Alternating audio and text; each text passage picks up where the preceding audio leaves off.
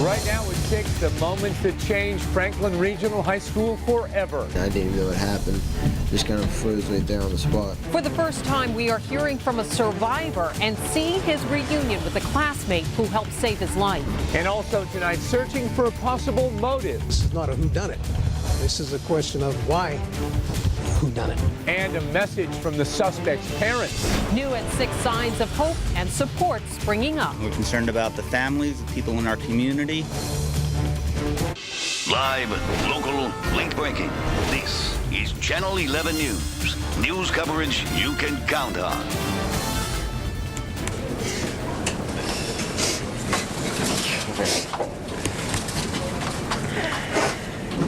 Oh, crap.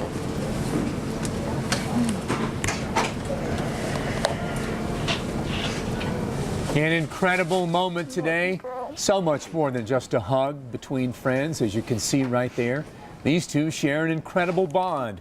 And on a second full day of difficult, heartbreaking details connected to that school tragedy, that reunion is very important for us to share with you. Yeah, very emotional video that we just saw. That student was released from the hospital today, and right now we want to get the very latest on his classmates. At UPMC Presby, one student is in extremely critical condition after having a second surgery overnight. Several students are also on the critical list, 2 of them on ventilators actually, and a total of 8 are still in the hospital. Channel 11's Renee Kaminsky is live at Forbes Hospital tonight, though, with that very emotional story that we just saw. Renee. Lisa, a big day today for sophomore Brett Hurt. First, he braved a whole room full of reporters from all over the country like a pro, and then he was allowed to go home. We were here for it all. What's going through my mind? Will I survive or will I die? Franklin High School sophomore Brett Hurt put pain on hold today to speak about his ordeal publicly for the very first time. It was all kind of like a blur. Only thing I remember is messing around with Gracie and like bumping her out of the way, because it's usually I just goof off in the morning just a little bit and be playful. And I stand up, the kid runs by and hits me in the back, and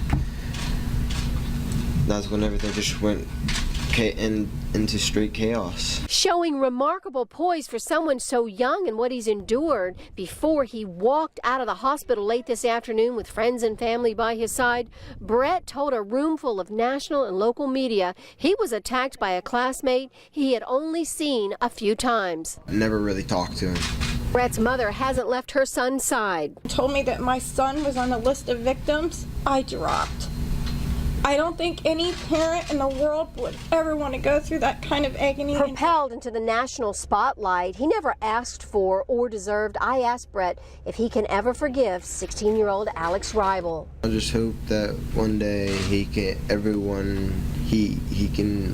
I can forgive him, and everyone else who got hurt can forgive him. Most of all, he needs to forgive himself.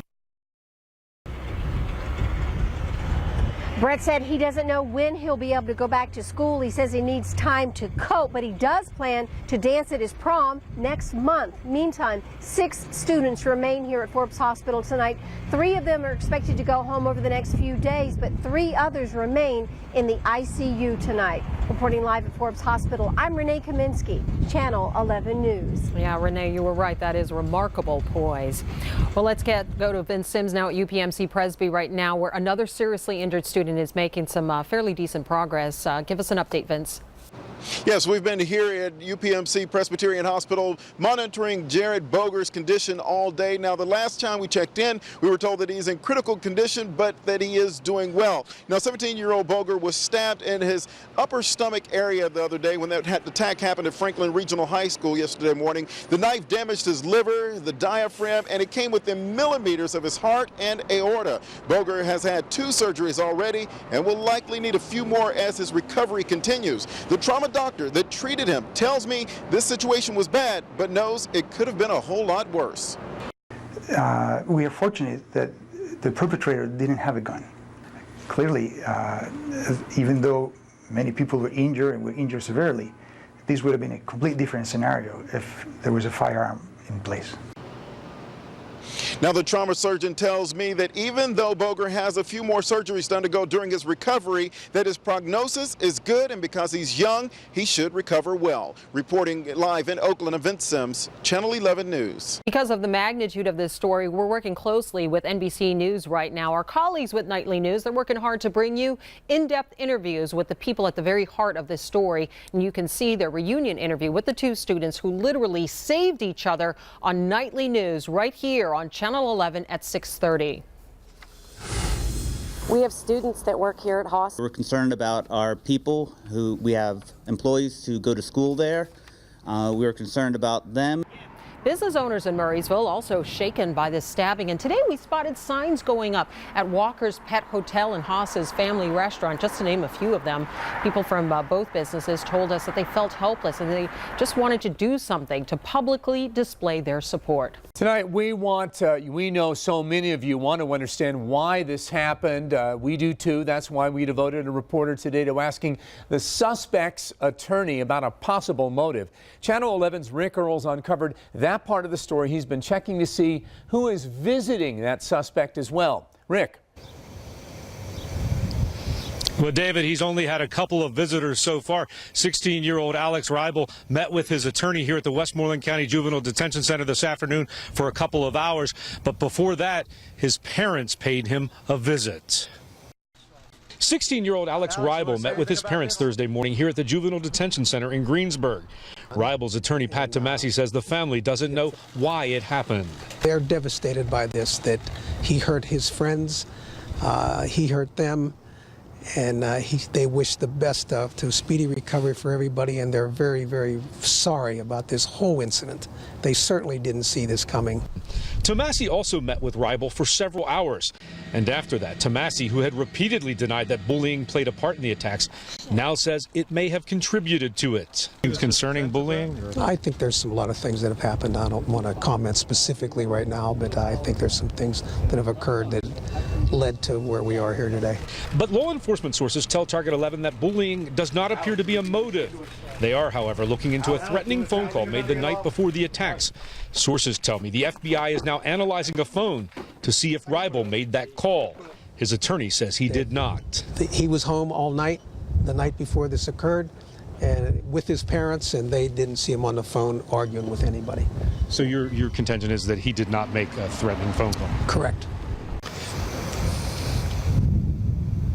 Now, a preliminary hearing is set in this case for April 30th, but Tomasi tells me he will not be ready for that, and he will likely ask the judge for a continuance. Of course, we will let you know what happens. That's the very latest reporting live in Greensburg.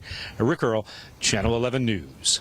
Okay, Rick, and tonight and all day, efforts were underway to get Franklin Regional looking normal again. But as Channel 11 News reporter Joe Holden live to explain, making it feel normal may take a whole lot longer. Joe, good evening. Tough job indeed, David. Good evening to you. And parents here in Murraysville and Franklin Township tell me they are trying to set a positive tone after such grief and heartache. And they say this T-shirt, Proud FR, says it all. Hot off the press, Channel 11 was there as T-shirts with the words Proud FR were rolled out. Eric's daughter, a sophomore, was classmates with Alex Reibel. He's the man police say went on a rampage at Franklin Regional High School on Wednesday. I don't know, you just don't want to ever see your kid or your child or any student go through what I saw yesterday. Eric was driving his daughter to school yesterday as students were in a mass exodus, fleeing. And as we pulled up, they were coming out, the first kids were coming out of the door, and then 3 of the children were, it was terrible. On Thursday, only a handful of students returned to school. Some placed flowers while others put up messages, asking for prayers and showing determination and strength. Those who live in Murraysville can't wrap their heads around what happened at the high school. It's just amazing that it would happen in your hometown. I mean, you see it on TV and you just never ever think it would happen in your hometown. And when it does happen in your hometown, it really strikes a nerve. Meanwhile, parents ask for prayers for their children, some of whom won't soon forget what it was they witnessed. My daughter, she hasn't said much at all. She actually came here with us yesterday after. We kept her around people, and she hasn't said much at all. She's just sad like the rest of the kids in the school. Now those t-shirts will be available as soon as Tuesday. I'm told that hundreds have already been ordered, and all of the money raised through the sale of those t-shirts will go to scholarships for Franklin Regional students. Live outside the high school tonight in Marysville, Joe Holden, Channel 11 News.